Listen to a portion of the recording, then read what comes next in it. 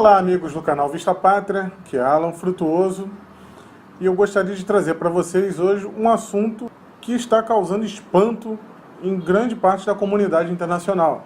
La caravana migrante procedente de Honduras llegó a la frontera de Guatemala con México al mediodía del viernes.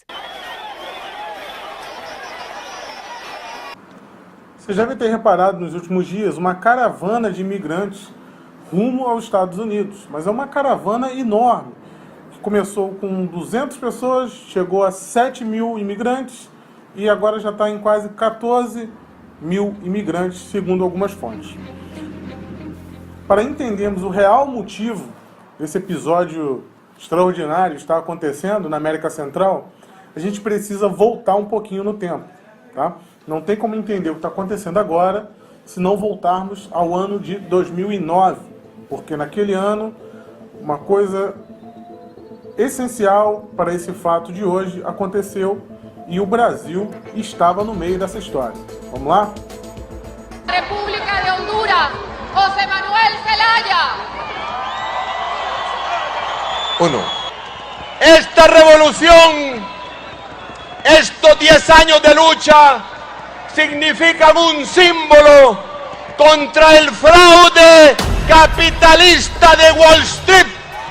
Em 2009, Honduras era governada por um integrante do Foro de São Paulo, né? O Zelaya era o atual presidente naquela oportunidade e ele tentou fazer uma coisa que todo esquerdista do Foro de São Paulo adora fazer para se perpetuar no poder. Ele não tinha direito à reeleição naquele ano e por isso ele tentou uma Assembleia Constituinte para mudar a Constituição e se perpetuar no poder. E o método que ele tentou utilizar para fazer isso foi a convocação de um referendo sobre essa Assembleia Constituinte, o que foi julgado inconstitucional pela Suprema Corte do país. Então, ele tentou fazer o plebiscito, o referendo, aos moldes de Hugo Chávez, e a Suprema Corte falou, opa, calma, vai devagar, você não tem direito a fazer isso aí. O que ele fez? Vamos respeitar? Não. Ele tentou antecipar o referendo, o que acabou gerando uma ordem de prisão expedida pela Suprema Corte, que foi executada pelas Forças Armadas daquele país, né? Na época foi noticiado um golpe militar em Honduras, em 2009. El país celebraba este domingo un polémico referéndum sobre la posibilidad de que el presidente fuera reelegido. Y ante la consulta, el ejército se ha tomado la justicia por su mano. Un comando de las Fuerzas Armadas ha capturado al presidente Manuel Zelaya de madrugada. Le han trasladado a una base aérea del sur del país, desde donde ha sido deportado a Costa Rica. Então Zelaya, naquele momento, ele é deposto, ele é preso e ele é deportado para fora do país. O Congresso Nacional de Honduras faz uma votação e acaba depondo o então presidente Zelaya, né, do Partido Liberal, que é o partido de esquerda que atua em Honduras. Prometo ser fiel a la República, a la Constitución y a las leyes. Então o presidente da Câmara ele assumiu interinamente a presidência até que fosse convocada uma nova eleição, democraticamente, o que aconteceu naquele próprio ano. Porém, eis que surge o Brasil, então governado por Luiz Inácio Lula da Silva. El pasado 28 de junio, el señor Zelaya fue removido de su cargo legalmente por decisión de la Corte Suprema de Justicia y el Congreso Nacional de nuestro país. Pese a que Brasil no nos ha extendido la cortesía de reconocer el gobierno constitucional de Honduras. Lula reafirmou. Não. Peremptoriamente, não. O presidente Lula também declarou que só aceitaria o resultado das urnas se Manuel Zelaya tivesse sido restituído ao cargo. Lula não poderia deixar o seu amigo de Foro de São Paulo ser deposto daquela forma. Não poderia, em hipótese alguma. O que ele fez? Ele mandou uma missão diplomática brasileira, ele expôs o Brasil a essa vergonha, trouxe de volta, clandestinamente, de uma missão secreta, ele trouxe de volta o Zelaya para dentro de Honduras e instalou ele na embaixada brasileira naquele país. Golpe de Estado, como que derrocou o presidente constitucional de Honduras, Manuel Zelaya, que se encontra desde segunda-feira refugiado na Embaixada do Brasil em Tegucigalpa. Então ele pegou o cara que foi deposto, né, com ordem da Suprema Corte, com a anuência do Congresso, e colocou o cara de volta na marra. O Lula mandou os diplomatas brasileiros, naquele momento, colocarem Zelaya na marra, dentro da Embaixada Brasileira. O exército de Honduras tem ordens para prender Zelaya, acusado de traição à pátria por tentar modificar a Constituição para se reeleger. O presidente Lula e a colega argentina Cristina Kirchner conversaram por telefone com o presidente deposto de Honduras, Manuel Zelaya, para prestar solidariedade. A partir desse momento, teve as novas eleições democráticas em Honduras. Eu vou chegar até o ponto da caravana, mas a gente precisa entender como Honduras chegou a esse ponto. As novas eleições, então, foram realizadas, né? Apesar do pedido de boicote de Zelaya, o povo foi em massa, compareceu em peso às urnas e elegeu o, então, Pepe Lobo, que era do Partido Nacional, considerado um partido de centro-direita, né? Mais para o centro, ali daquele país. E o então presidente eleito, Pepe Lobo, entrou num acordo com Zelaya e falou: Zelaya, eu vou te dar um indulto para você ir embora daqui, você vai embora, para de encher o saco e fica tudo resolvido. Você não vai preso e você também não enche o saco aqui do país. Tá ok? Tá ok, tudo bonitinho. Ele foi embora do país e o Lobo assumiu o poder. Esse exílio do Zelaya durou aproximadamente 1 ano e um pouquinho. Em 2011 ele volta. E ele volta de onde? El presidente de Honduras, Manuel Zelaya, ha llegado a Nicaragua el domingo por la noche, donde fue recibido por los mandatarios de Venezuela, Hugo Chávez, Nicaragua, Daniel Ortega y Ecuador, Rafael Correa. Da Nicarágua, que atualmente e desde aquela época tinha como governante Daniel Ortega, outro integrante do Foro de São Paulo, também amigo do Lula, que hoje em dia, inclusive, está reprimindo a oposição, matando, usando violência, inclusive matou uma médica brasileira há pouco tempo. Então, Zelaya volta da Nicarágua, é aclamado pelaquela ala da esquerda e começa a articular o seu retorno, a sua influência ali na oposição. Apesar dele ter os direitos políticos dele caçados, né? Mas o esquerdista não costuma respeitar muito isso. Mas então você pensa, Zelaya saiu do poder, a esquerda, que era do Foro de São Paulo, saiu do poder, colocou um cara de centro, está resolvido o problema em Honduras, né? Não, lembre-se que a gente está na América Latina e na América Latina a corrupção é uma forma de perpetuação no poder, independente da corrente política. Dos nuevos casos de corrupción en Honduras tienen a la primera dama y a la vicepresidenta del Congreso. El gobierno hondureño está enfrentando escándalos de corrupción, Elsie. Então, o governo do Partido Nacional, ele começou a apoderar-se do Estado. Algo muito parecido, inclusive por agências que controlam, que acompanham o nível de corrupção em alguns países, apontam que a corrupção em Honduras, que foi instalada a partir de 2010, é muito semelhante à metodologia utilizada no Petrolão. Então, tem isso em comum. Por quê? Honduras ele é governado por oligarquias econômicas. Então, tem o setor de telecomunicação, que controla ali a parte da comunicação do país, e tem o setor agrícola e o setor de empreiteiros. Olha, os empreiteiros aí, como sempre. Então, essa turminha aí, ela está sempre se intercalando no poder e controlando tudo. Essa fonte de corrupção, né, lembra muito o que a gente viu aqui com o governo Temer. O que acontece? A esquerda ela logo cresce, ela está vendo, olha como eles são corruptos, aí começam a insuflar as massas. E foi exatamente isso que a esquerda daquele país começou a fazer com as denúncias de corrupção. Em 2014 entra o que era então o presidente da Câmara, o Hernández, que também era do partido do Pepe Lobo, que o Pepe Lobo vai ser condenado nos Estados Unidos posteriormente por corrupção. E 38 membros do partido também estão sendo investigados por corrupção.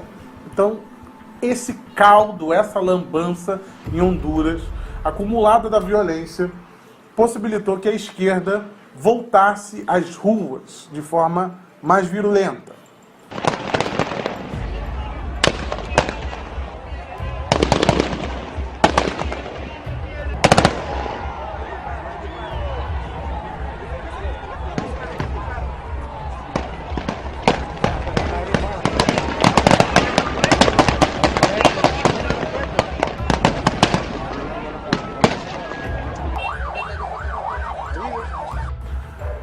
Então, em 2017, né, a gente já avança em 7 anos de governo do Partido Nacional, que é um partido mais centro-direita, envolto em todo esse esquema de corrupção.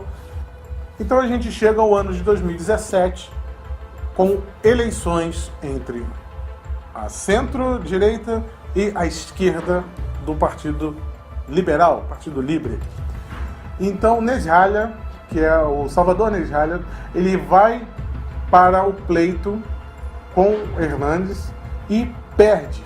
Só que ele perdeu de uma forma meio conturbada. Houve uma interrupção na contagem dos votos, que demorou alguns dias, e depois, quando a contagem reapareceu, o esquerdista estava na frente, e depois, ele, quando volta, ele já está atrás e acaba perdendo a eleição por 1% dos votos, algo em torno de 250 mil votos. Isso aí foi um prato cheio para o pessoal ir para a rua, e quem surge? Ele mesmo, o Zelaya, lá com o seu chapéu de cowboy e o seu bigodão, surge às ruas para insuflar o povo de forma violenta contra essa suposta fraude eleitoral. Óigame, coroneles, e vocês onde estudaram? Nos Estados Unidos?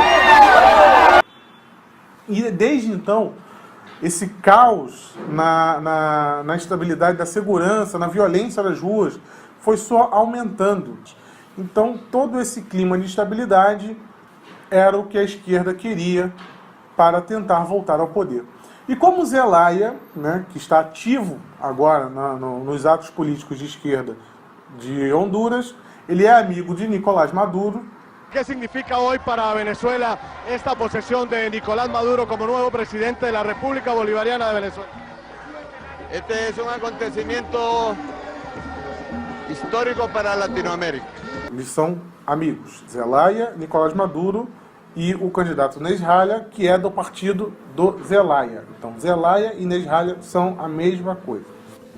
Então, desde que Zelaya colocou a turma dele, o MST hondurenho, nas ruas para queimar tudo e tocar o terror, esse estado de caos permanece por 1 ano.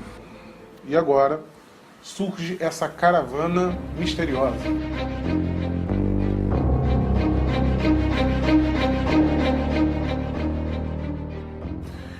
É muita inocência acreditar que, do nada, algumas pessoas que estão na pobreza em grande parte da sua vida decidiram todas se levantar, chamar os seus vizinhos e todos saírem a pé, caminhando metade da América Central rumo aos Estados Unidos. Isso é loucura, é muita ingenuidade acreditar nisso. A grande imprensa está tentando passar que é por causa da pobreza, da violência naquele país. Gente, isso não faz sentido. Tá? Honduras, apesar de todas as suas mazelas, ela não é uma Venezuela. Não está faltando comida lá, não está esse caos econômico em Honduras que faça todas essas pessoas saírem em debandada. Aí quando você observa todo esse cenário, todo esse histórico da esquerda hondurenha, né, e toda essa não aceitação de resultados ou de jogar de acordo com a Constituição, você tem esse retrato atual. Aí você observa que outros grupos socialistas da América Latina, como desse site, o Marxist.mx, eles estão lá comemorando essa marcha. Vários grupos socialistas da América Latina estão comemorando essa caravana. Por quê? Porque essa caravana está derrubando as barreiras do capitalismo, como está no próprio site do Marxist.mx. Então, há um interesse sim. Mas você ainda pode ficar na dúvida. Não, essas pessoas estão ali querendo somente uma nova oportunidade de emprego. Porém, essa caravana ela começou com aproximadamente 200 pessoas.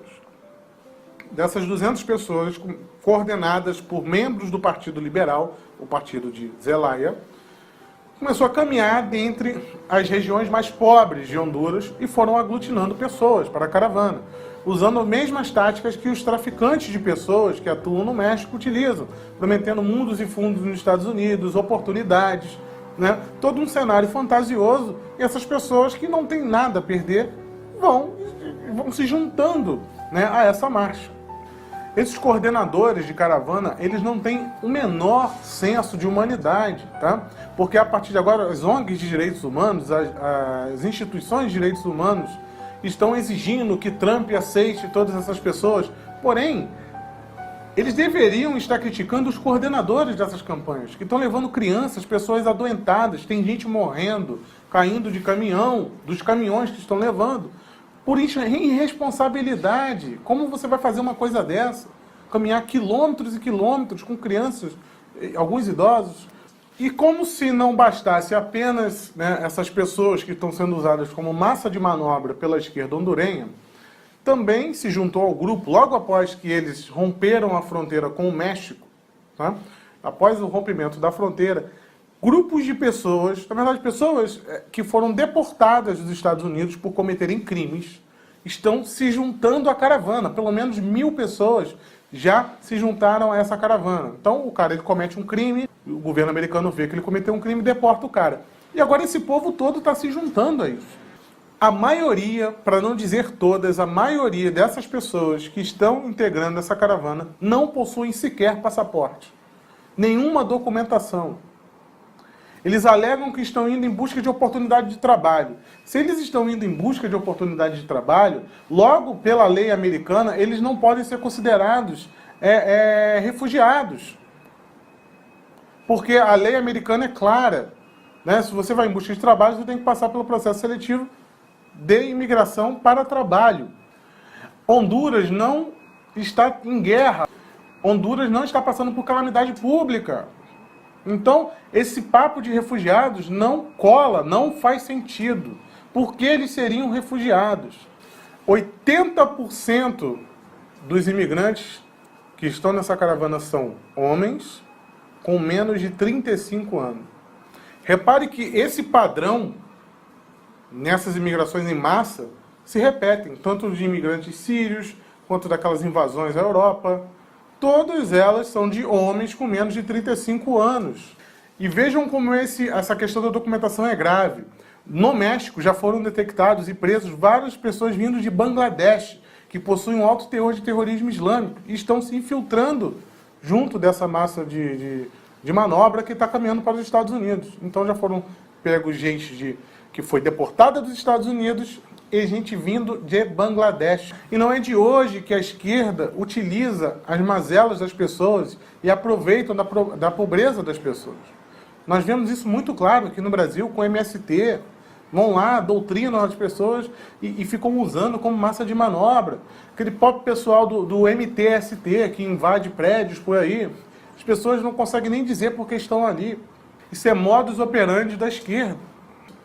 E se ainda restar alguma dúvida de que há dedo dos esquerdistas de Honduras nessa movimentação, veja esse vídeo onde aparecem diretores e integrantes do Partido Libre, que é o Partido Liberal, o partido de esquerda, o partido de Inés Ralha. Inclusive, essa mulher aparece na foto com ele e está dentro de um dos ônibus da caravana. Um diretor do partido também é visto dentro do ônibus da caravana, sem contar os inúmeros caminhões que estão sendo financiados para carregar essas pessoas. Então há toda uma orquestração por trás disso, tá? Que é confirmada pelo secretário de Estado americano, Mike Pompeo, que afirma que Zelaya e Maduro estão por trás disso. Ele fala com todas as letras. Tá?